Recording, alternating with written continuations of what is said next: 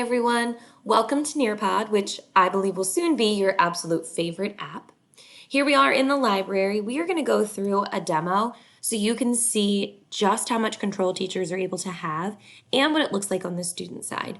So when you first start a Nearpod, it will be given a specific code that you can share with students. Once they join the lesson, you're able to control what they see on their device. It will mirror the teacher side. They can't click ahead or back. They simply have to follow on their slides as the teacher decides where the lesson takes them. Some great activities in Nearpod. This one is a matching. And again, student side shows the activity itself. Teacher side will show you the student's progress, which is a great way for you to check in with students who may be struggling. Draw It is my personal favorite feature where you can set it up so students can draw or type their responses and you see their work in real time. You're also able to share their work and you can hide student names if you want to share anonymously. Nearpod also has two different types of quizzes. This one is set up like your traditional multiple choice quiz where you can see students' responses in real time.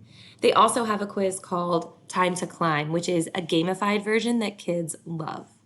Polls are another great feature. This is going to give you a quick snapshot of what kids do or do not understand that you can again share with the whole group.